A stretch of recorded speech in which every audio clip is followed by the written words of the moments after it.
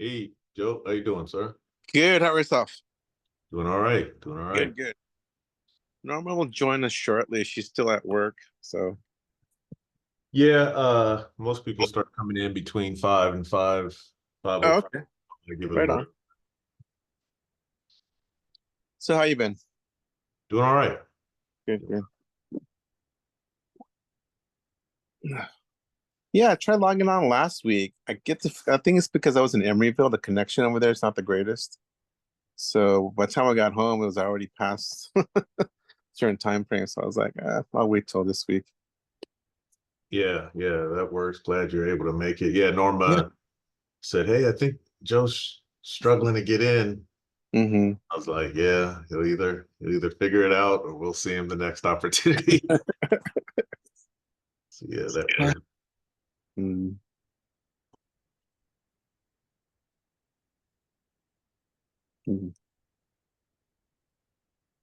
Yeah, I'm gonna log out just a temporary. I've got to look at something real quick.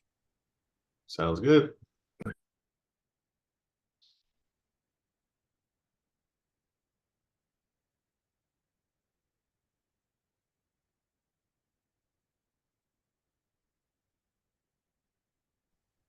How are you, sir?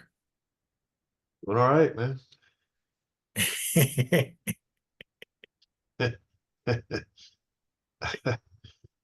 That seems to be the question of the day.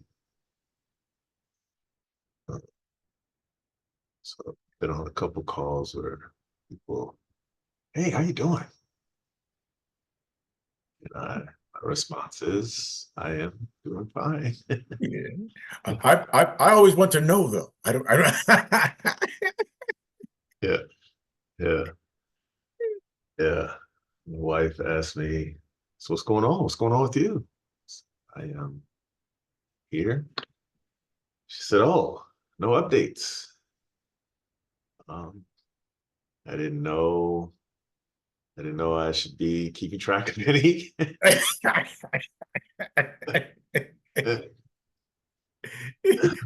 I said, "Oh, this is a call for me to talk." So I said, "Oh, I started talking about That was fabulous. I started talking about the dog, um, and that Good. that seemed to be a good start. She started with the weather. I went to the dog, um, and then she said she had a client. She had to go. So I was like, "Oh, okay." So I was just a filler. That's that's typically what that question means. Like, hey, just from anyone. When they ask you how you're doing, it's really just thought about you. It's like, I appreciate being thought of. That's why I say super fantastic. It keeps the conversation moving. Yeah, yeah. It really does. It really does. It really does. Because if that's how you're feeling, then everything can just move on. There's no gaps that need to be filled. Super fantastic. Okay. Well, I'll talk to you later. Or I was just calling to see if, yeah, it does. I might have to. I just don't think anyone will accept that from me. Yeah. They accept it from me until they actually look at my face because it doesn't match my face at all. Yeah, yeah, yeah. Mm.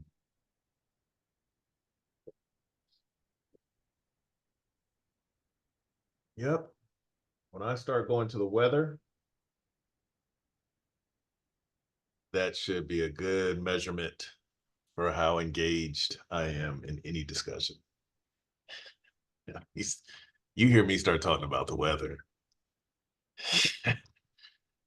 I could just have easily say wah wah wah wah wah wah wah wah wah wah. That's yeah, I got nothing. It's not that I don't like people. I don't do well with small talk. I just don't do well with small talk. I'm trying to get better at it, but haven't got there yet. All right. Usually start about 5 minutes after, just let people get settled in from work and stuff. We're on a central time zone for these meetings. So that puts us at 5 p.m. out here for us on the West Coast. But we had to find a time that kind of spliced between the West and the East. So we went with Central. All right. Well, welcome everyone. We are in July on our summer wellness series, and glad you decided to join us. We have been taking an interesting look at wellness, kind of broadening out that idea of wellness. And in June, we talked about parent engagement, is topic specifically designed for PTOs, but we found very quickly that the idea of engaging with groups and groups of people, and just engaging with one another, there are lessons to be learned in there that can support our wellness. Another thing that we are looking at this month is conflict resolution, how to deal with conflict. And so we started with this idea of conflict as property. You know, people need to own their own conflict. So, and the idea and where the concept of restorative justice and all that, and looked at the history of that, and this idea that to truly resolve conflict, the people in conflict have to take ownership of that, and looking at it as property. We also looked at the idea that sometimes the conflict is within the individual, intrapersonal conflict, and comparing that to interpersonal conflict, and looking at those two things. And then last week we looked at communication skills and how do we communicate, and the importance of listening being a part of communication. Communication is not just learning how to speak better and articulating your thoughts on how to be heard. That's good. There's another part to that in communication. Sometimes the people talk back to you, and your ability to learn and be aware of your biases and your filters and how you're processing all that. And that leads us to today, which is a good concept, I believe, for our discussion. And that is this idea presented by the Table Group. And it is the conflict continuum, and just how we view conflict. There's a spectrum, a continuum on conflict. So that's what we're looking at today. So I'll kind of walk us through what we're going to get into. So an idea is building stronger teams. If you are retired, if you work for yourself, I would encourage you to think of your team. There are teams between parents and children. There are teams between spouses and partners. So replace team with whatever fits for you, so that the information can be applied in the proper context to have the most impact for your current situation. So as we go through tonight, we'll have our check-in as usual, and then we'll look at unpacking the continuum. We'll look at one end of the spectrum.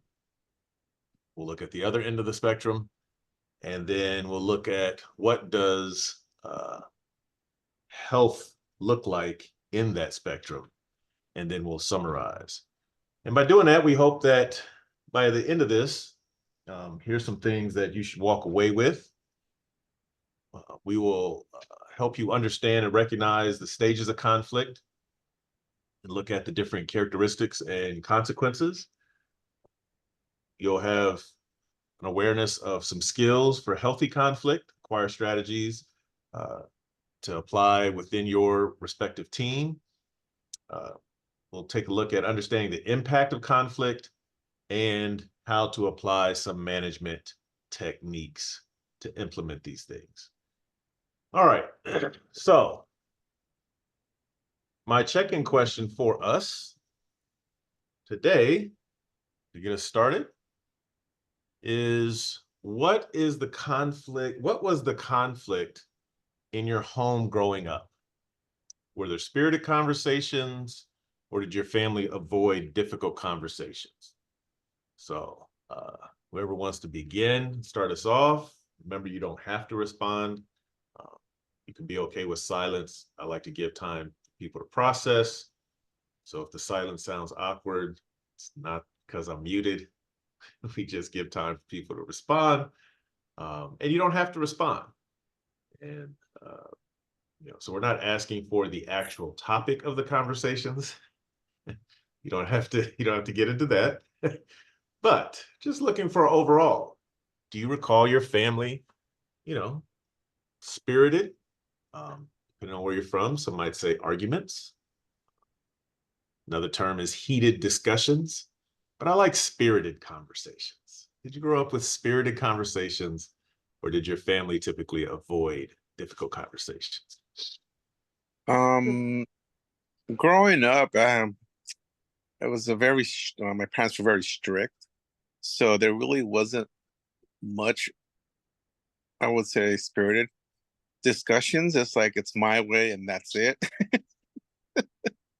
So yeah, yeah, for the longest time, for adults, from toddlers up till even teenagers, it's like it was always my way or the highway.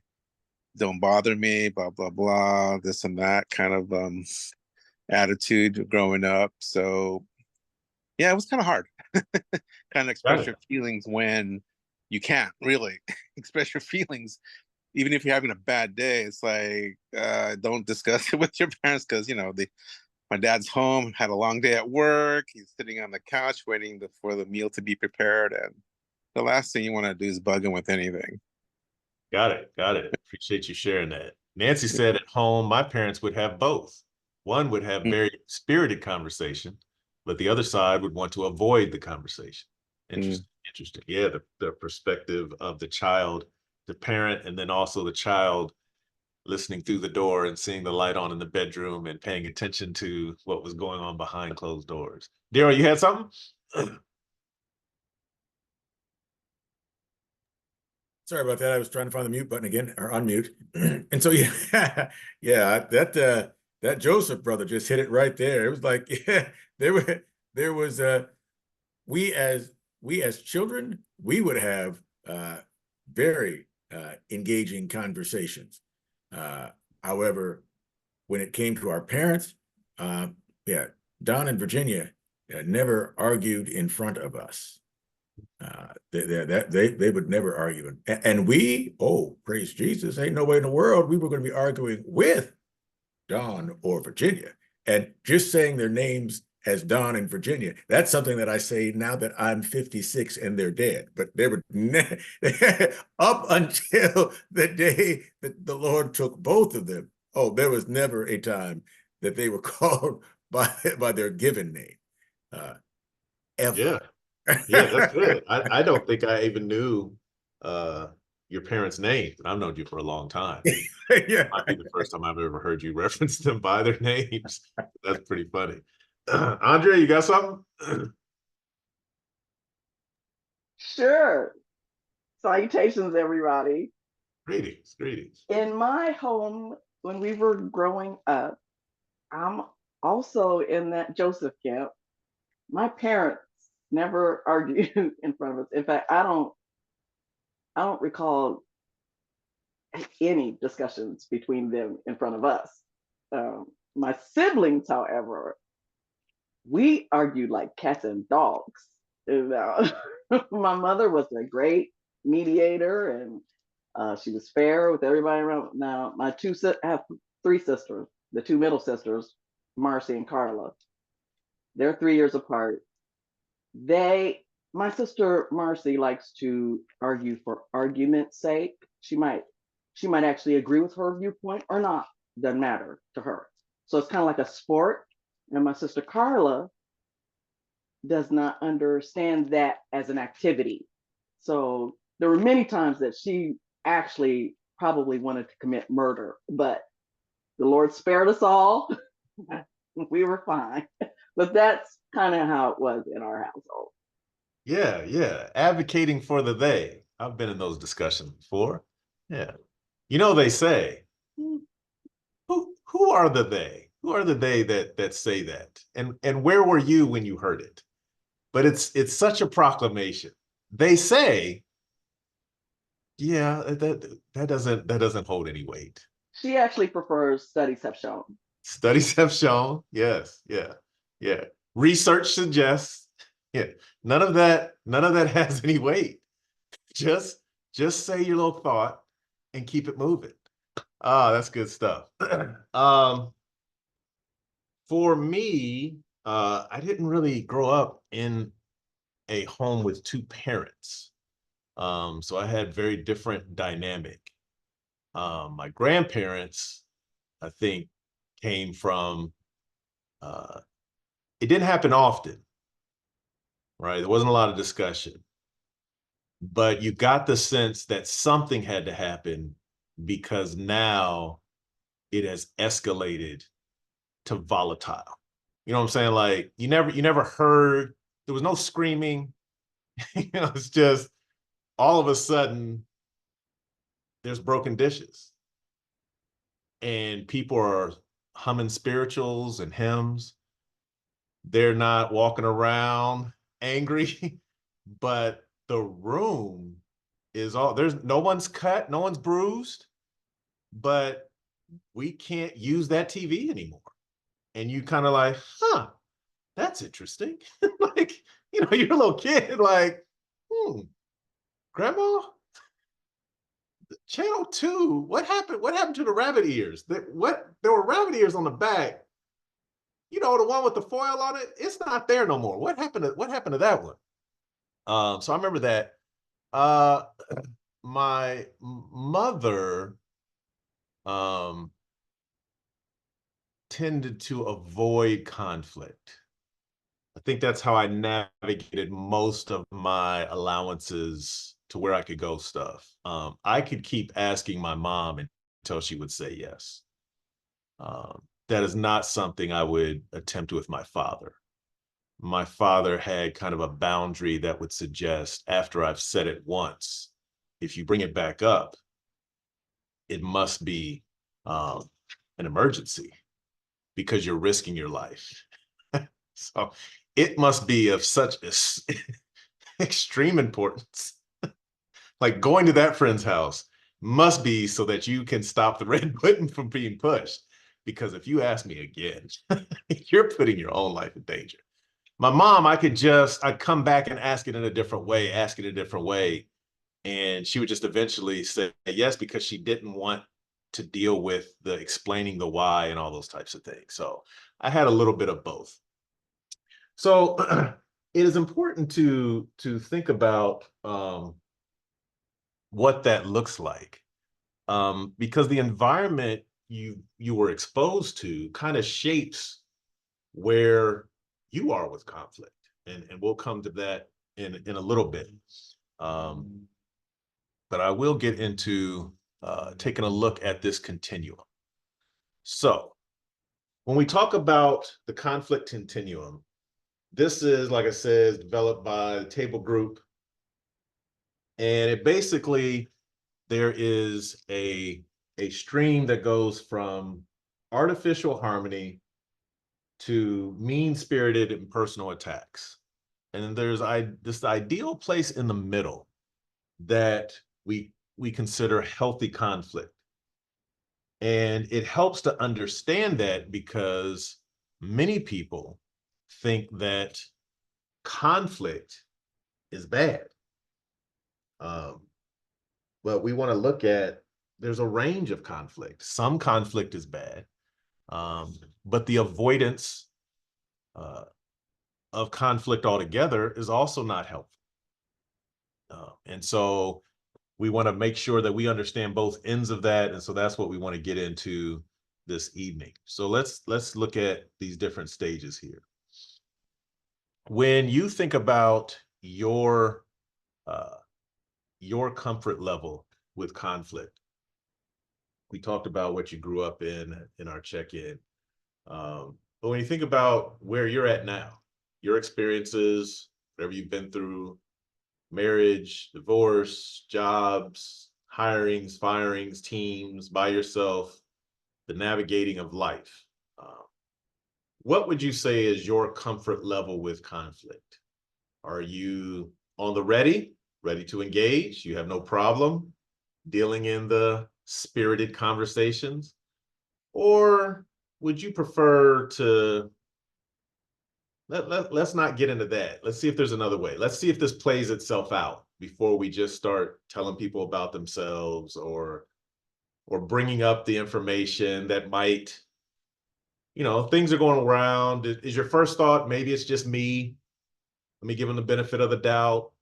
Or do you go in like, no, that's unacceptable, and this is a discussion that needs to be had, so we're going to have it? Where on that kind of that comfort level do you find yourself? Andrea? I am, I believe I'm comfortable with conflict. I'm not ready for it. I mean, I'm not like chomping at the bit, but should something arise that I feel needs to be addressed, I'm okay with making that start to the conversation. I typically, I used to come at it from you so and so, you did this, you you need to get it straight now so that I can go on and live. But now it's better received, I have found, if I start with, I would prefer that you do such and such. That's going to be better for me if that happens. And that is usually received a little better. Yeah, absolutely. Absolutely. There are some communication strategies in there, even in educators, and using using with you language instead of, you need to sit down and pay attention. You can start with, when you don't listen to me, it makes me feel disrespected. Right. So that's what I hear you saying, starting with this is what's happening to me. So if that's what you're aiming for, ding ding, success for you. Anyone else? What is your comfort level with conflict? So I feel like I pick my battles. Um, you know, some situations I feel like it's better for me just to leave it as is. But I have noticed. So at one point in my life, I think I didn't deal with conflict very well, and I shut down. And my ex-boyfriend took advantage of that. And so it took a lot of work emotionally for me to get over that. And so that being said, I feel like I'm comfortable if there was a situation for me to be honest and say, this is how I feel. And I think with time I've gotten there. But like I said, it's not every situation. Some situations, I'm like, so I feel like if then I would be honest, and if I felt like I needed to approach someone, I would do that as well. Okay, yeah, different context depending on where you're at and what the situation is that calls for it. You feel comfortable being able to initiate, but in all situations, it might not call for it. Yeah, appreciate you sharing that with the group. Anyone else? What is your comfort level with conflict? Yeah, I have I enjoy conflict, unfortunately. I say unfortunately because but that's who I am. And I used to blame it on the fact that there were 6 children. And if you were going to eat, you had better be willing to engage in conflict. Yeah. And if you were going to get a seat, if you were going to anything short of breathing, you were going you were going you learned very quickly that there was an old line in a movie where there was these guys at a roadhouse, and one of the people was particularly religious, and he was bowing his head before he grabbed the food. And a guy said to him, "Brother, you better get some food on your plate so that you have something to pray over." And I was like, yeah, that right there, that was my that was my yeah. If it was on your plate, no one would take it. But if you were going to pray before you ate, yeah, Dad had to be leading the prayer. Other than that, yeah. So conflict was kind of a way of life. It was, and so I I would blame it on the fact that there was always something in me that was like, oh, oh, it wasn't quite sport, but it was always, it was interesting. Yeah, got it, got it. That's good. Nancy says, I don't like conflict at all. It's very hard for me to process and answer back without having my emotions answer for me. Yeah, yeah. Um, depending on where you're from and background, there are some passionate, some people are just more passionate about life than others. And so when things discussion, the passion leads before the intended response. So appreciate you sharing that. Joseph, what you got for us? Just like my wife Norma, I tend to pick my battles also. In the past, I've actually, like some of you mentioned, I've shy away from conflict. But as I've grown older, but more confident, um, I tend to listen more as I, have a discussion with whomever and see their point of view and then go from there. Like I empathize, like, yeah, okay, I can understand where you're coming from, but this is where, how I feel. So then hopefully at the end we come to a resolution.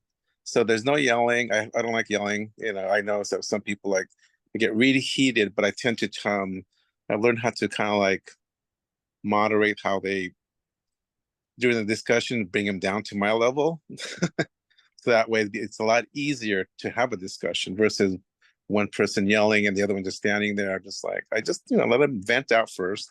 And then, okay, now you're spent. Now let's talk. Yeah, yeah, that's Yeah. good. That's good. I know for me, um, I did not have six siblings. Mm. I didn't even have one sibling. So yeah, so I didn't have to worry about learning conflict that way. But I do live for conflict. I love it. I I embrace it with my every being. And it's not because I like to argue. Um, it really stems from uh, navigating. I'm a natural problem solver. Um, and when there's conflict, uh, I enjoy I enjoy being in situations and behaving in a way that is contrary to what you think might happen. So, and watching you respond to that. If you think I should be elevated, I'll get more calm. If you think the situation should be calm, I'll elevate to throw you off. I just want to navigate through the discussion because I'm fascinated by people. So conflict is an area, and uh, as I've gotten older, uh, I get into conflict as an advocate because I've found that people that are comfortable with conflict many times use that power to push through people that try to avoid it. And so I see myself as somebody that says, oh, oh, you because you're louder, because you're a male, because you're a boss, because you're in charge, because whatever it is that I have determined that they feel allows them to just bull through a conversation. Yeah, I run to those situations. Um, and I am quick to let them know that's not going to happen here. Where I still fail at conflict is in how to, Joseph, what you were saying, kind of be always in charge of my passion and my emotions is the closer you are to me. So 2 triggers for me is people that are very close to me that say things that would suggest I'm stupid. My response is to cut through and parse out every word, uh, to show I'm not stupid. This is what you said. This is what I responded to. And I haven't worked on, while I've worked internally on how I feel about that, I haven't gotten control over my expressions. I'm very expressive with my face, my tone, and my stance. So we communicate with words and, body stance and tone and all those. I've only matured to the words. So my words are not offensive. I'm not calling names. I'm not doing any of that. But my words are laser sharp, laser focused. And I'm trying to actually de-escalate a conversation. But my tone, I'm going to stand up. I'm going to, my voice is going to raise. And so I'm still currently trying to work through that. And it's usually just when, I have received information in a way that would suggest, I'm stupid, So if I repeat something back and you're like, no, that's not it. And it's like, I'm not making this up. That's what you said. I'm saying it back. Now you're telling me you didn't say that. Well, then I feel like you're saying I'm Bobo the Clown. And it's hard for me to to get my emotions back where they need to be, because I don't have a red nose. I'm not wearing a wig. Like, we're standing here and this is the discussion. So that's where I'm at. Anyone else? Your comfort level with conflict? All right. So when we look at this, let's go through these 3 areas and let's just look at the definition, the symptoms, and the consequences.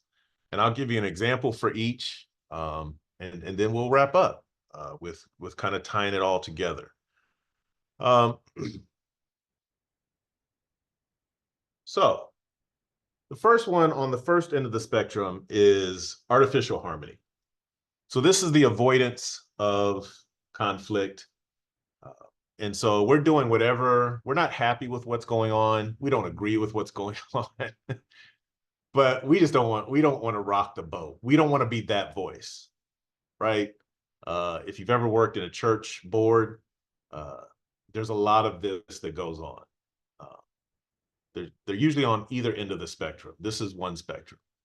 So somebody's saying something, and because the pastor has said it, then everybody just kind of, yes, and they nod and they, there was discussion before. If the deacon brings it up, we're going to discuss.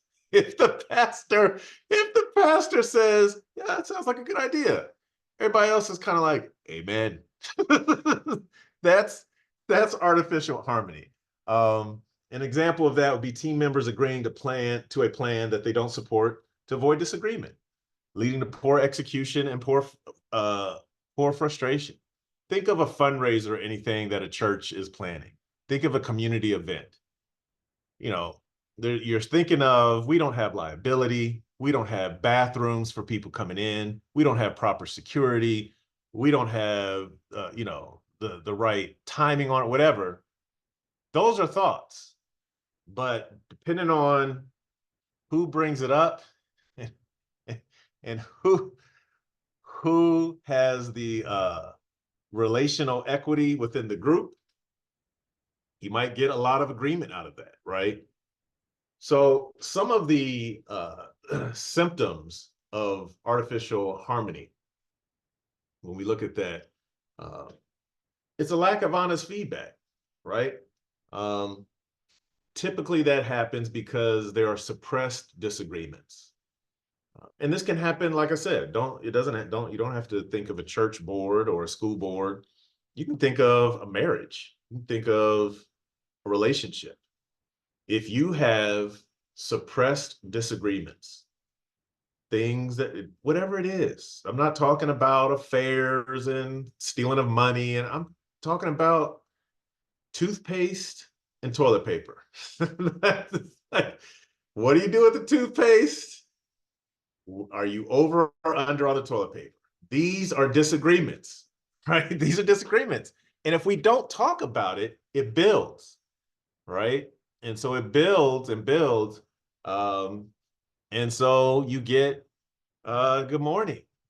Did you sleep well? Yes. How about you? Wonderful. And, you come in and you brush your teeth and there's hardly any left in the tube because someone has rolled it all the way down to press it out, because that, 3 cents that they've saved is important, and so you look at that and you go, you kiss each other, you go off to work, and it builds on, and then you come back and the dishes weren't done right, and good night, those types of things. So what happens is it starts building, and the consequences of artificial harmony is that it builds resentment over time. I mean, you just look at the divorce rates, right?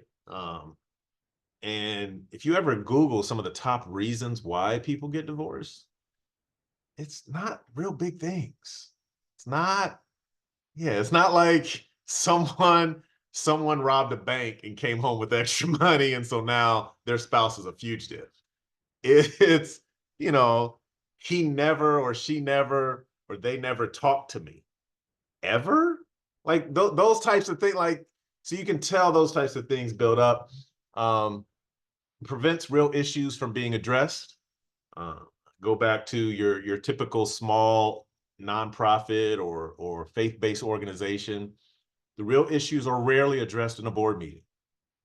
They're all inside conversations before and after the meeting. And then in the meeting, we pray and everybody sits around and, how was your week? Well, brother, I think you'll find. Now, I it's not that I don't think it's a good idea, but have we considered? It's that type of stuff. I'd like to say I agree with what Andrea is saying. It's just that I know in the past, and this is before her time, so this has nothing to do with Andrea, nothing to do with Andrea. But before, when we did this, it really didn't work out well. There was a lawsuit, and now when did this happen? It was 35 years ago. When it happened, so those are the types of things that go through. So you're not really addressing the issue. What would the issue be? Cliff and Andrea have an issue with each other. So anytime Cliff is leading out, Andrea has a suggestion that goes against that, because Andrea feels that Cliff is on a power trip. When Andrea does that, Andrea is a pain in Cliff's side. So when she brings stuff up, instead of approving it, he frames it in a way that's all the negative ways, so that everybody else sees the idea of negative. We have not dealt with the issue of Andrea and Cliff going over to a room, having a conversation, finding out where it started, inviting the Lord in to talk about it and pray if it's at a church, or inviting a mediator in to have it if it's at a school or whatever. We haven't done that.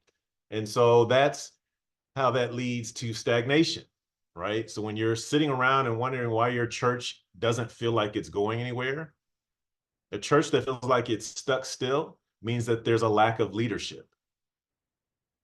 It doesn't mean that it lacks a pastor. It means that it lacks a board that is able to deal with the real issues. And so we present ourselves as Christian, but we don't talk about when you've hurt my feelings. We don't say that there's racial divides. We don't say that there's gender divides, and we don't say any of that. Any thoughts or examples of that in your own space? Don't talk about your own marriage. That would be unacceptable for this group.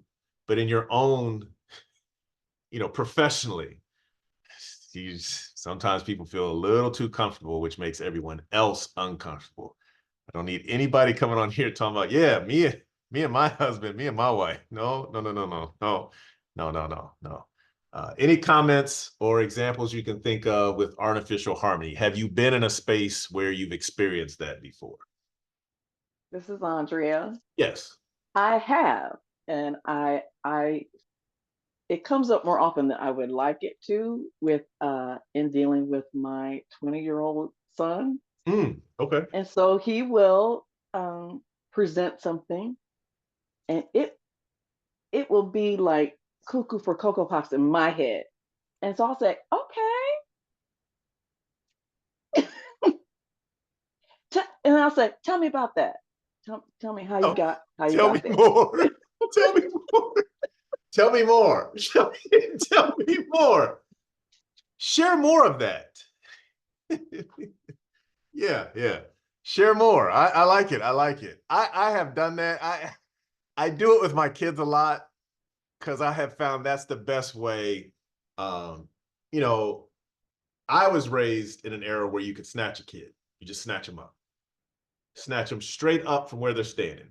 When they utter things that don't make sense, a collar is going to be snatched. Just snatched forward, snatched backwards, sideways, whatever. It's not really, parenting evolves over time. I'm not here to say if it's better or worse, but we're not in that space right now. So I have found it is great. That is a great approach to get my brain to catch up to who's standing in front of me, right? Blah, blah, blah, blah. Huh. Now, my phrase is usually, how's that working for you?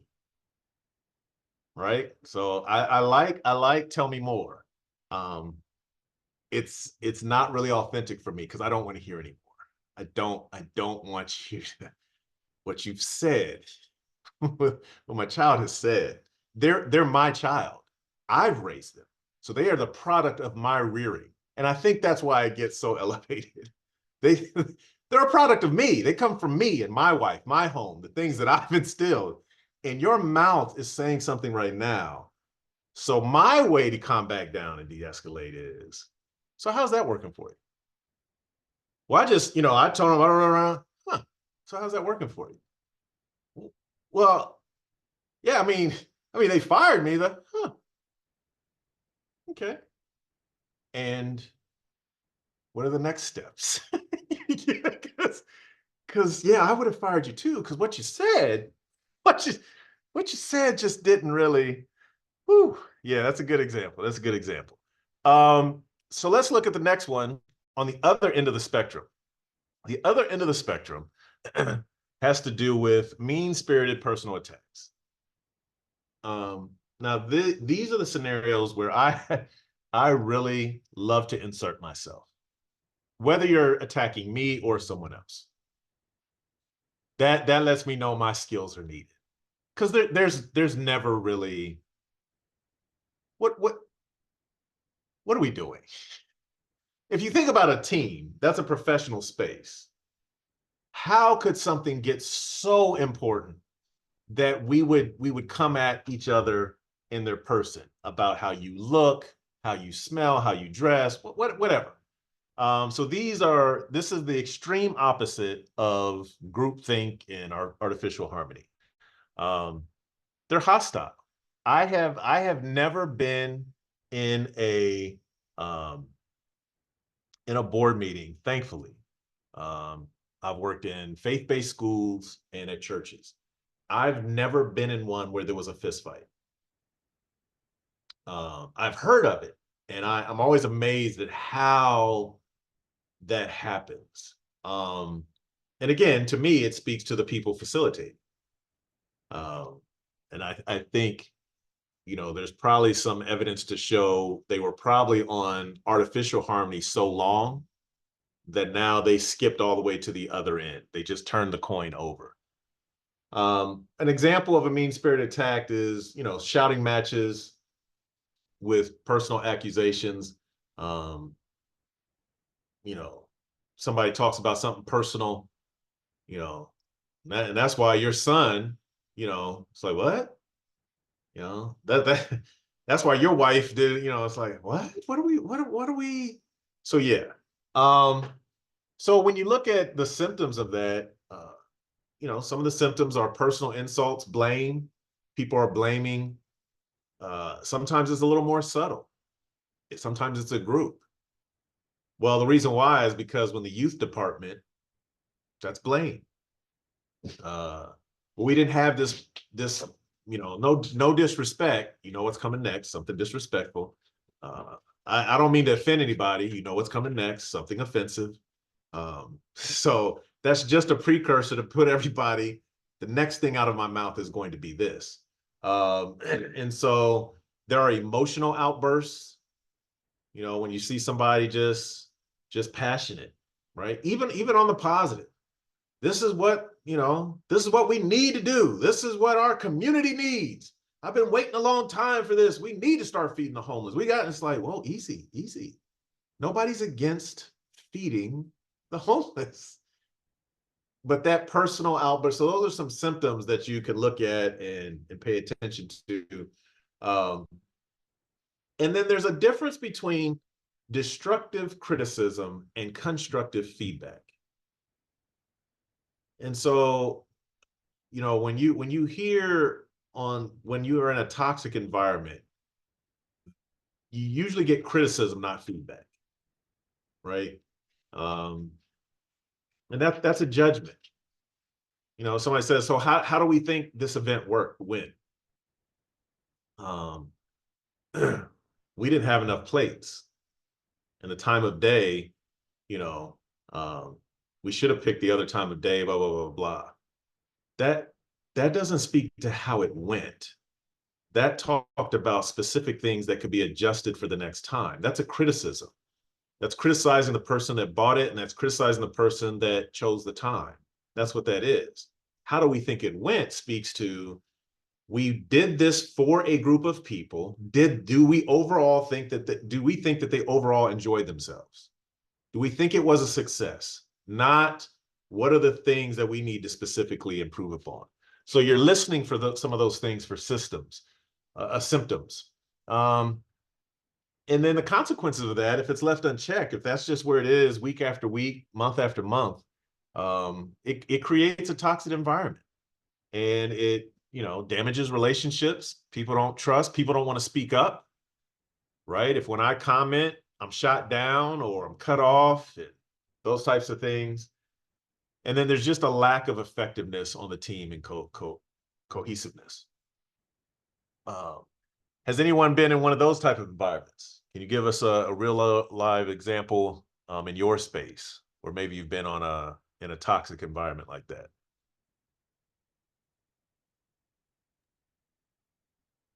This is Andrea again. I was in a space like that last summer. I was in a behavioral health facility, and there were two guys that were roommates, and they would jig at each other all day long. The one guy never, ever, ever, not ever, and when I say never, ever, stop talking, I mean that. From the time that he was away till the time that somebody went to bed, he was saying something. And so his roommate would jig at him all the time to try to get him to be quiet. I was like, that. So this one woman went crazy and said, "You all shut the heck up. I'm tired of listening, blah, blah, blah." So they calmed down. And 2 minutes later, the talker started talking again. And then the roommate started jigging at him again. So I said, I was having trouble holding my head up at the time, but I raised my head up. I said, "Just 1 second."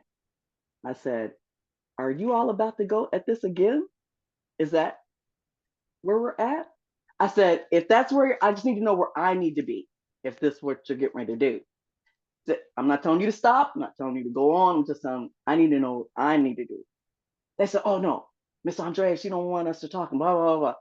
I said, "If you can keep it down, that'll help her, and it will help me greatly. If you can just take a timeout, an adult timeout." So it worked out for about 5 minutes. Then they were back at it again. But Yeah, so progress. 2-minute intervals to 5-minute intervals, navigating the conflict. Yeah, it's a good example. Anyone else? Do you have an example where you've been at that, is on the other end of the spectrum, where there's just blame, there's emotional outbursts, it's highly critical? Doesn't have to be all of those, but any of those, or maybe something else. Well, I've been in board meetings, not to experience fist fights, but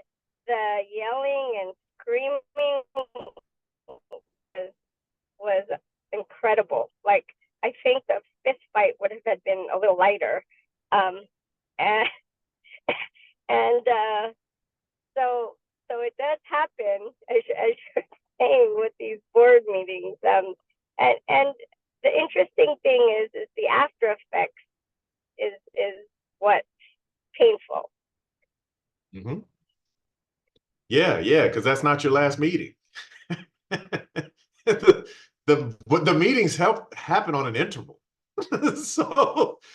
so nobody's getting fired from the action of, unless somebody lays hands, if it's at a company. But in a lot of these nonprofits and stuff, these are volunteer, these are not paid positions. So you're elected. So you come back the next interval meeting and it needs to be addressed. Yeah, that's a good example. All right. The middle that we're striving for, we're almost done here, is this place in the middle, which is healthy conflict. All conflict is not bad, right? And so healthy conflict involves open and honest conversation. We don't have to agree. My church has heard me say this several times in sermons and even in our board meetings when I was leading in those meetings. We need to spend more time learning how to disagree. We spend a lot of time on agreement. But yeah, the differing of opinions is not a bad thing. So an example, team members debating different strategies vigorously but respectfully, leading to a well thought out decision, right? So I've been on school boards before, where we were trying to decide if we're going from standard-based grading to, the regular, typical, traditional grading. The difference is, standards, you take different things and break down the different standards in English. So it's not just I got an A for English. It is, here's my overall grade, and these are the standards that I am doing well at. These are the standards that I'm excelling at, and these are the standards that I need to work harder on. All of those standards culminate in this grade for English. So it's a different thing. There's not really letters, and then you use a metrics to turn it into a letter, and to switch that for a school, relatively small school, but 400 students or so, with a staff of about 20. You don't want to come up with that idea and then everybody say, yeah, let's go ahead and do it. That's not what you want. And our group was kind of split 50-50 down the middle on which we should do and not.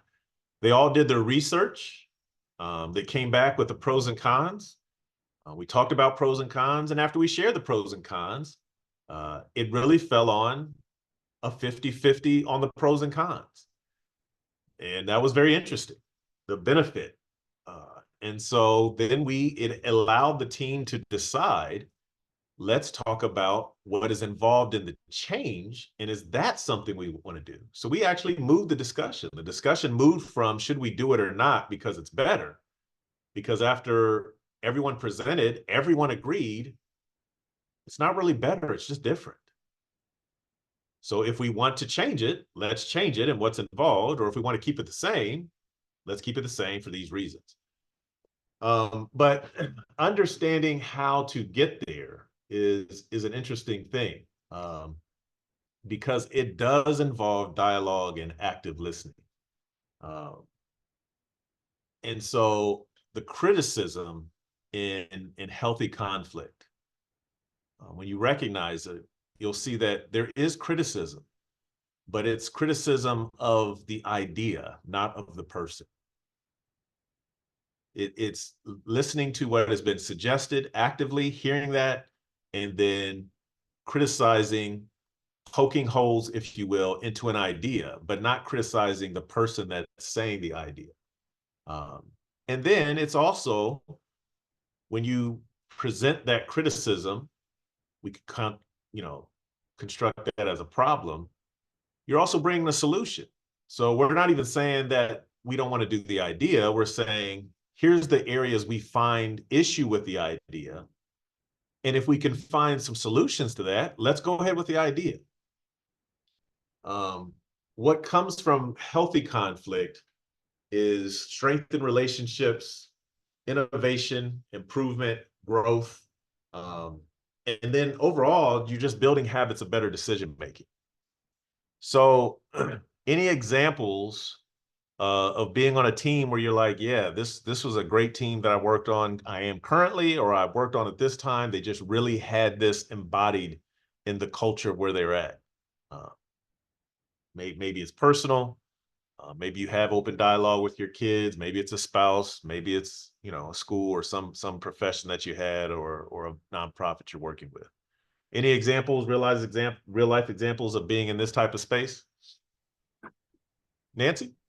Yes. So if I could speak, you're not gonna like it, but working with Cliff, this is the environment I appreciate a lot. See, there he goes. That's where I've learned a lot about how encourage the people, and like he said, the idea and the theme. We worked together with the girls' school, and although there were some hiccups here and there, I was always so surprised by how he managed the situation and see the positivity in it.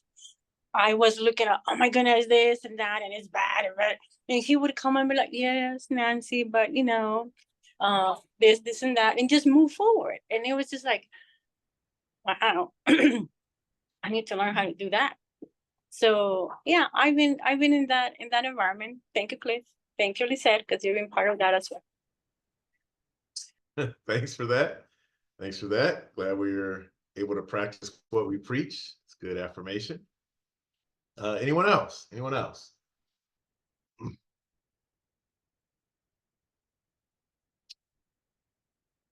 I have worked at 2 different schools that, one, when I was at the boarding academy, I would say it was not this environment, but our leader was trying to get us there. And that's where I first started learning it. He hired people, not positions. He was very intentional about that. Get people in, and then you can teach a position. This is where you have to be here for this position. This is what you can do for this position. This is what you can't do. But you can't really teach active listening, right on the spot, being humble, and you know, you can learn that, but that's only if people want to learn it. And so that kind of created that. And then at my school after that, so I've had the benefit of working for a phenomenal leader and a phenomenal manager. They are not the same role. And I've just been blessed to be able to glean and form my own style that has a lot of that. I can do either. I can be your number 2, or I can be your number 1. I can lead, or I can follow. And I attribute it to that. My second school, that principal, that head of school, his thing was he believed in consensus. And his reasoning was stuff always goes wrong. And if there's multiple people making the decision, there's multiple people that have to take the blame. So he just believed in consensus. And so, you know, you get your parents involved. They're not your adversary. You get parents involved in the decision. Then when the decision, you know, kids are kids, parents have to look at themselves and you. They can't just point to you because you did this. Or no, you answered the survey. The majority of you said you wanted this. We did this, and it blew up in our face. now we have issues to deal with, and we're going to solicit you on potential solutions. But it was able, and I was able to see that. So yeah, I've been in that space before, and it does build a better team, and it helps the people on the team address conflict. For my organization, I have a board that is very open. So we discuss the board meetings are run very similar to a restorative circle, the way I do my meetings and everything like that. So those discussions do include, we think this is a good idea. We don't think that is a good idea. Have you considered this? I won't be able to participate in that. Those types of things. And so that is very helpful to accomplish the things that we try and do at CARES. Any other thoughts, comments on those types of things before we close out? All right. So the main thing to take away from this idea of conflict is that when you look at conflict, there are extremes on either end. And the goal is to get in the middle and try and master these things, right? And the reason why it's important is because it helps you identify and address any underlying issues. When conflict's being avoided and it becomes too personal, you got to be able to address that constructively. You can't shy away from that because that's just going to fester and it's going to seep through like a virus to everybody on the team. The other part of understanding this continuum is that it can enhance your team. You want diverse opinions on your team. You don't want to be on a board where everybody agrees with everything that's being suggested. It helps to promote growth and innovation, and build trust and collaboration. So all conflict is not bad. There is a continuum with conflict. And you want to stay away from the edges, as they say. Stay away from the edges. Move towards the middle. Utopia and perfect harmony is not a good place. You could become stagnant. We're attacking each other and not the project. Nobody wants to be a part of that team. Both of those are a detriment to what the overall goal and mission is of what it is, any reason why you have a team, right? Why did you get married? The goal is ... If if you're just agreeing with one another just because you don't want to upset each other, it's going to build. Every time you have a disagreement, you're talking about each other's parents and how you look, and you're using always and never every time, and that's not healthy either. There has to be a way to say, hey, right now is not a good time for me to talk.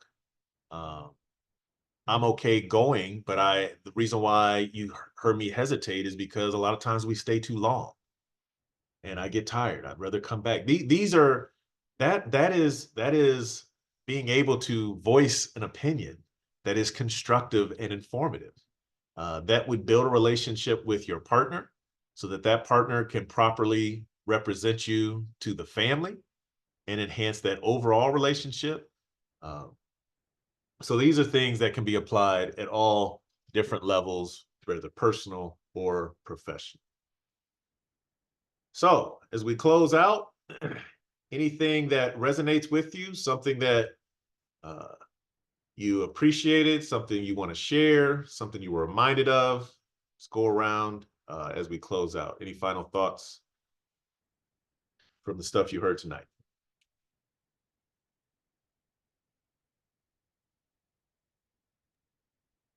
This is Andrea. The artificial harmony, I never thought of it that way.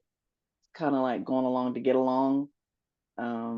It's just something I could see myself. It's like a slippery slope. I could see myself slipping into that very easily. So I have to just be mindful to be on my P's and Q's.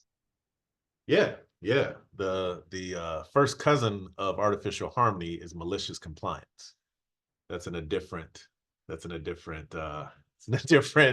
presentation. Yeah, malicious compliance are the people that smile and they have no intentions of doing anything you're saying or they're saying. So, but that's a different. Artificial harmony is just going along just so you don't have conflict. Malicious compliance is you're saying yes, and you're going to go right back to what you were doing, but you need the leader to get out of your face. Anyone else? Anyone else? Thoughts, comments, takeaways, something you would share with someone else, something you appreciated or you're reminded of, something you do really good at already. You're glad to hear that other people think it's good.